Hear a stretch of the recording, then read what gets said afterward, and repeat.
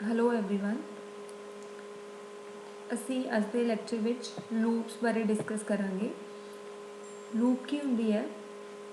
Group of instructions ਜਾਂ ਕੋਈ block of statements ਬਾਰ-ਬਾਰ ਐਗਜ਼ੀਕਿਊਟ ਹੁੰਦੀਆਂ ਨੇ, ਰਿਪੀਟਡਲੀ ਐਗਜ਼ੀਕਿਊਟ ਹੁੰਦੀਆਂ ਨੇ, ਜਿੰਨਾ ਚਿਰ ਜਿਹੜੀ ਕੰਡੀਸ਼ਨ ਹੈ ਉਹ ਫਾਲਸ ਨਹੀਂ ਹੋ ਜਾਂਦੀ, ਉਹਨੂੰ ਅਸੀਂ ਲੂਪ ਕਹਿੰਦੇ ਹਾਂ। ਲੂਪ ਦੀਆਂ ਦੋ ਮੇਨ ਕੈਟੇਗਰੀਜ਼ ਹੁੰਦੀਆਂ ਨੇ। First is entry controlled loop and exit controlled loops. Entry controlled loops ਕੀ ਹੁੰਦਾ ਆ? ਐਂਟਰੀ ਕੰਟਰੋਲਡ ਲੂਪਸ ਅਸੀਂ ਉਹਨਾਂ ਨੂੰ ਕਹਿੰਦੇ ਆ ਜਿਨ੍ਹਾਂ 'ਚ ਕੀ ਹੈ, ਜੋ ਕੰਡੀਸ਼ਨ ਹੈ ਉਹ ਪਹਿਲਾਂ ਚੈੱਕ ਹੁੰਦੀ ਹੈ ਬਿਫੋਰ ਐਂਟਰਿੰਗ ਦਾ ਲੂਪ। ਲੂਪ 'ਚ ਐਂਟਰ ਕਰਨ ਤੋਂ ਪਹਿਲਾਂ ਕੰਡੀਸ਼ਨ ਚੈੱਕ ਹੁੰਦੀ ਹੈ, ਉਹਨਾਂ ਨੂੰ ਅਸੀਂ ਐਂਟਰੀ ਕੰਟਰੋਲਡ ਲੂਪਸ ਕਹਿੰਦੇ ਆ।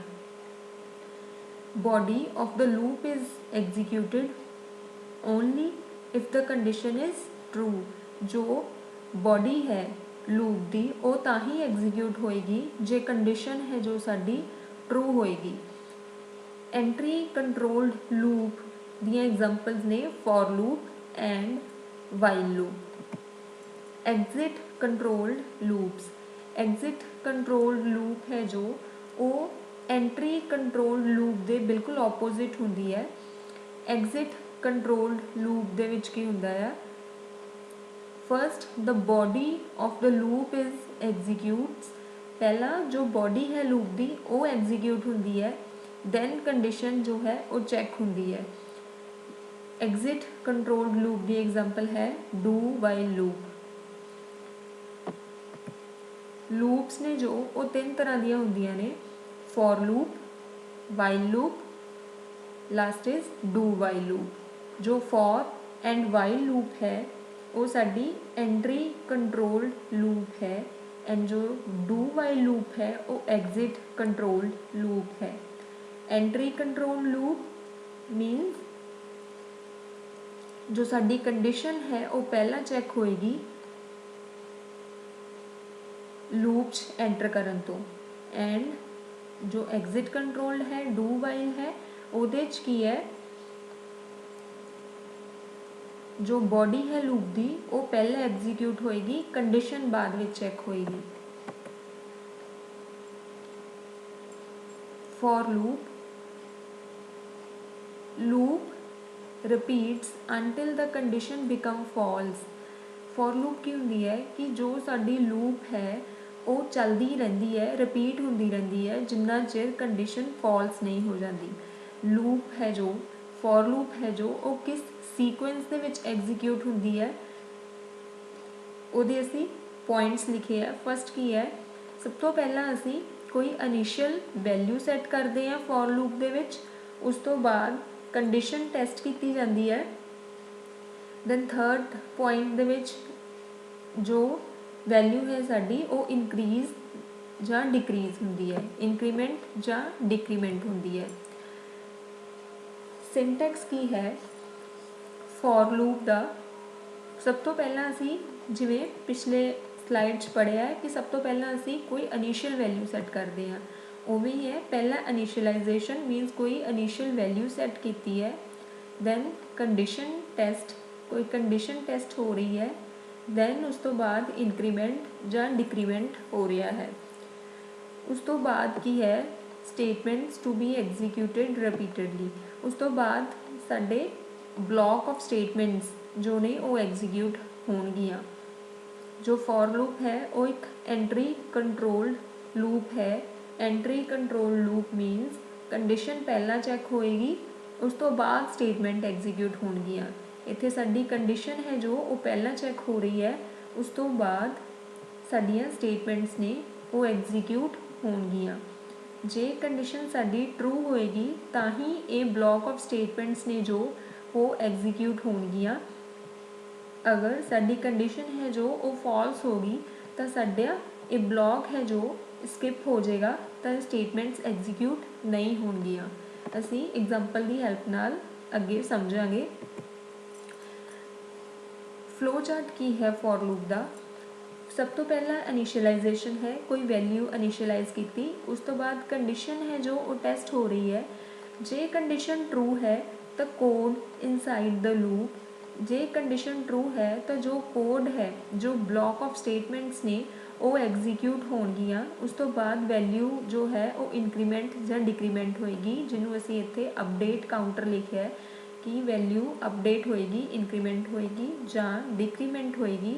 एंड जे कंडीशन फॉल्स है तो साडा स्टॉप मीनस एग्जिट हो जाएगी। नैक्सट एग्जाम्पल है, इस एग्जाम्पल दे विच असी की कर रहे हैं, असी फॉर सब तो पहला इनिशियलाइज किया वैल्यू नू आई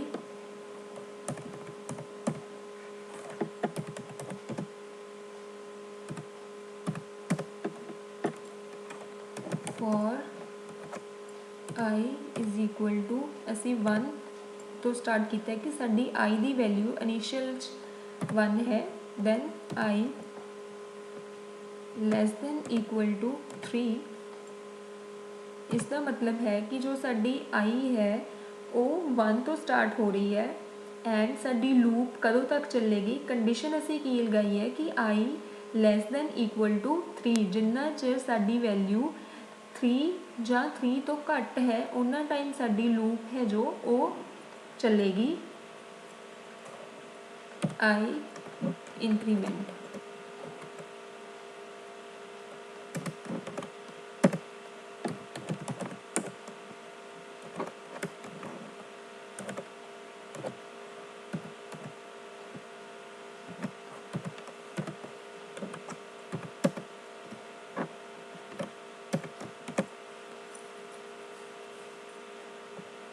ਇਹਦੇ 'ਚ ਕੀ ਕਰ ਰਹੇ ਹਾਂ, ਸਭ ਤੋਂ ਪਹਿਲਾਂ आई ਦੀ ਵੈਲਿਊ ਅਸੀਂ 1 ਲਈ ਹੈ, आई ਦੀ ਵੈਲਿਊ 1 है। उस तो बाद कंडीशन टेस्ट हो रही है कि आई है जो वो लैस दैन ਜਾਂ इक्वल टू 3 है। सब तो पहला आई की वैल्यू 1 है, that means 1 less than equal to 3 है, कंडीशन साडी ट्रू है। उस तो बाद साडा काउंटर है जो वो अपडेट होएगा, इंक्रीमेंट होएगा एंड साडी वैल्यू जो है वो प्रिंट होएगी। असी इनू कंपाइल कर रहे हैं, एग्जीक्यूट रन किया, ओके। असी क्लीयर स्क्रीन नहीं लगाया, असी क्लीयर स्क्रीन लगा लेने हैं।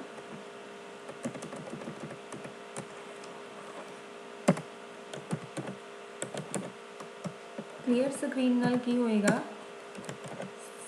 साडी स्क्रीन है जो वो क्लीयर हो जाएगी, आउटपुट स्क्रीन है जो, एंड सानू इस प्रोग्राम की आउटपुट ही विजिबल होएगी।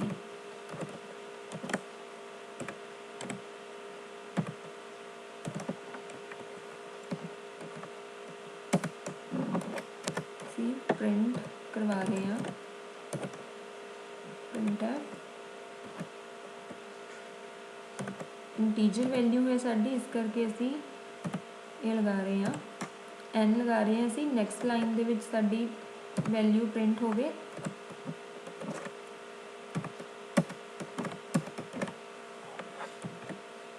कंपाइल, साडी आउटपुट है जो वो 1 2 एंड 3 आ रही है। 1 2 एंड 3 तो बाद 4 क्यों नहीं आ रही, क्योंकि असी साडी कंडीशन है जो असी की लगाई है कि साडी वैल्यू कदों तक चले, जिन्ना चिर साडी वैल्यू ਜਾਂ ਤਾਂ 3 तो घट है ਜਾਂ 3 ਦੇ बराबर है। इस करके साडी जो आउटपुट आ रही है वो आ रही है 1 2 3। नेक्स्ट है जो वो है वाइल लूप। वाइल लूप है जो वो भी एक असी पढ़िया है कि एंट्री कंट्रोल्ड लूप है, कि सब तो पहला साडी कंडीशन चैक हो रही है, दैन जो स्टेटमेंट्स ने वाइल लूप के अंदर वो एग्जीक्यूट हो रही हैं। वाइल लूप का सिंटैक्स की है, वाइल कंडीशन टेस्ट, दैन जो स्टेटमेंट्स ने वो एग्जीक्यूट होणगियां, ब्लॉक ऑफ स्टेटमेंट्स उस तो बाद एग्जीक्यूट होणगियां। असी फ्लो चार्ट देख लेंगे हैं। फ्लो चार्ट दे विच पहला की है इनिशियलाइजेशन, दैन कंडीशन। जे कंडीशन ट्रू है तो कोड जो है inside the body of while loop जो वाइल लूप दे अंदर साडा कोड है, जो ब्लॉक ऑफ स्टेटमेंट्स ने वो एग्जीक्यूट होणगियां जे कंडीशन ट्रू है। जे कंडीशन फॉल्स है तो एंड हो जाएगा साडी लूप का, एंड ऑफ लूप। एग्जाम्पल की हेल्प नाल देखते हैं असी इनू भी।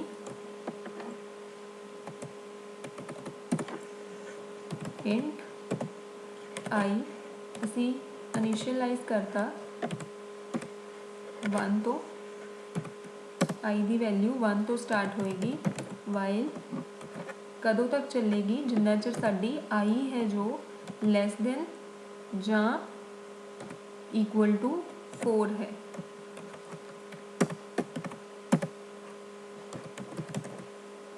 printf इंटीजर वैल्यू है साडी, नैक्सट लाइन प्रिंट होएगा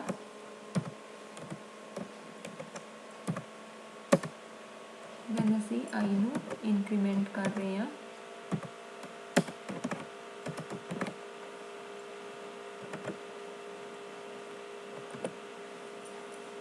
साडी 1 2 3 एंड 4 तक आ रहा है, क्योंकि असी वाइल दे अंदर जो कंडीशन लगाई सी वो असी लगाई सी कि लैस दैन इक्वल टू 4 तक चले। जे असी इक्वल टू नहीं लगाते, लैस दैन 4 लगाने तो साडी आउटपुट जो आएगी 1 2 एंड 3 आएगी। 1 2 एंड 3 असी इत्थे कोई भी वैल्यू दे सकते हाँ। सपोज असी 15 देती कि साडी 1 तो स्टार्ट हो के जिन्ना चिर 15 तो घट है वैल्यू उदों तक चले, तो साडी आउटपुट 1 तो स्टार्ट हो के लैस दैन इक्वल टू 15 तक चल रही है, 14 तक प्रिंट हो रहा है। वाइल दे विच की हो रहा है, सब तो पहला असी इनिशियलाइज करता आई नू 1 वैल्यू, उस तो बाद साडी कंडीशन जो है वो चैक हो रही है। कंडीशन असी की लगाई है कि वाइल दे अंदर साडी आई है जो उदी वैल्यू 1 तो स्टार्ट होके लैस दैन इक्वल टू 4 तक चले। दैन असी प्रिंट करवा रहे हैं आई, उस तो बाद साडी वैल्यू जो है वो इंक्रीमेंट हो रही है हर बार। इंक्रीमेंट मीन्स हर बार एक इंक्रीज हो रही है। 1 है, असी इत्थे चैक की I is equal to 1, condition check की 1 less than equal to 4, yes that means condition साडी ट्रू है। उस तो बाद साडा की होएगा, प्रिंट होएगी वैल्यू 1 प्रिंट होएगी, दैन इंक्रीमेंट होएगी, एक इंक्रीज होएगी एंड ये लूप उदों तक चलती रहेगी जिन्ना चिर साडी वैल्यू 4 दे इक्वल जां लैस दैन है, लैस दैन इक्वल टू 4 तक है। नेक्स्ट है डू वाइल। डू वाइल जो है वो एक एग्जिट कंट्रोल लूप है। एग्जिट कंट्रोल लूप है। Do while is similar to while loop with one exception that it executes the statement inside the body of do while before checking the condition। जो do while है वो similar है while दे नाल। Difference की है कि condition बाद में चेक होएगी, कंडीशन है जो वो बाद में चेक होएगी, पहला स्टेटमेंट्स ने वो एग्जीक्यूट होणगियां डू वाइल दे विच। सिंटैक्स है, सिंटैक्स की है डू स्टेटमेंट्स, क्योंकि एक एग्जिट कंट्रोल्ड लूप है इस करके ये पहला स्टेटमेंट जो है स्टेटमेंट्स ने जो वो एग्जीक्यूट होणगियां, दैन जो साडी कंडीशन है वो चेक होएगी। वाइल है जो उस तो बाद असी सैमीकोलन लगाते हैं। कीवर्ड जो है डू वाइल दा वो है do while.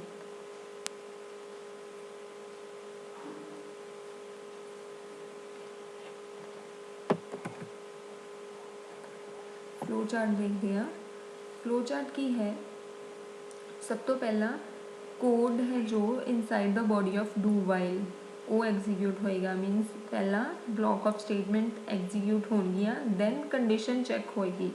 J condition false है तो एंड ऑफ लूप, जे कंडीशन ट्रू है तो साडियां जो स्टेटमेंट्स ने वो दोबारा तो एग्जीक्यूट होणगियां। एग्जाम्पल की हेल्प नाल समझते हैं असी।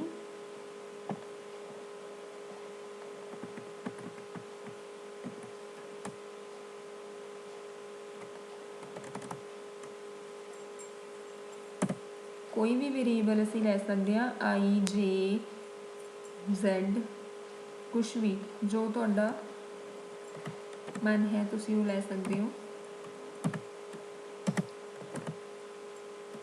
असी इनिशियल वैल्यू जे नू 0 दी है, then do statements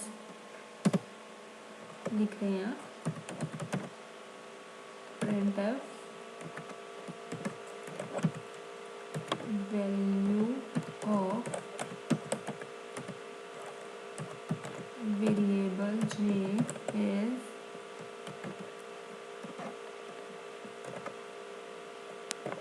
integer value है। नेक्स्ट लाइन भी असी n लगा रहे हैं, j की वैल्यू असी जो प्रिंट करवानी है।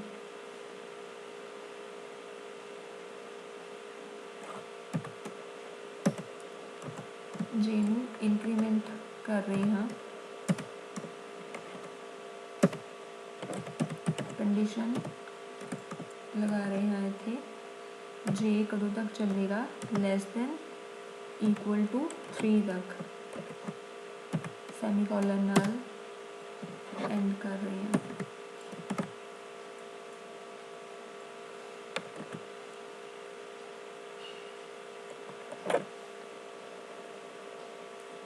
साडी जो आउटपुट आ रही है वो आ रही है value of variable J is 0, 1, 2 and last जो है वो है 3 तक। क्यों चल रहा है? क्योंकि असी जो कंडीशन लगाई है वो की है साडी, कदों तक साडा जे 0 तो स्टार्ट हो के, इनिशियल वैल्यू की है 0 तो स्टार्ट हो के कदों तक चले, जदों तक इंक्रीमेंट होवे, कदों तक इंक्रीमेंट हो जाए, जिन्ना चिर साडी कंडीशन है जो वो फॉल्स नहीं हो जाती। एंड साडी कंडीशन फॉल्स कदों होएगी? जदों जे की वैल्यू 3 तो इनक्रीज़ होएगी। जब असी इत्थे जे की वैल्यू 3 तक चलिया, उस तो बाद जब दोबारा इंक्रीमेंट होएगा, जे की वैल्यू 4 आएगी, तो जब इत्थे कंडीशन 4 वास्ते टेस्ट होएगी 4 लैस दैन इक्वल टू 3, तो कंडीशन फॉल्स हो जाएगी, तो साडी जो लूप है वो एंड होएगी। जिन असी 0, 1, 2 एंड 3 तक चल रही है, क्योंकि असी टेस्ट कंडीशन है जो साडी वो है जे लैस दैन इक्वल टू 3। एवें असी इत्थे कोई होर वैल्यू भी दे सकते हाँ, 20 सपोज असी 20 तक चला रहे हैं। असी कंडीशन चेंज करती कि जे है जो साडा वो 0 तो शुरू होवे। सपोज असी 1 तो शुरू करते हैं, 1 तो शुरू होके कदों तक चले, जिन्ना चिर वैल्यू साडी जां तां 20 तो घट, जे 20 तो इंक्रीज़ होएगी 21 होएगी, तो साडा कंडीशन है जो वो फॉल्स हो जाएगी।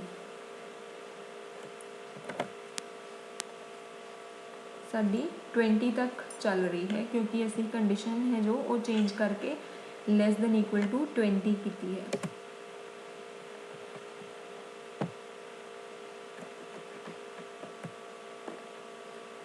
ये साडे प्रोग्राम की आउटपुट आएगी।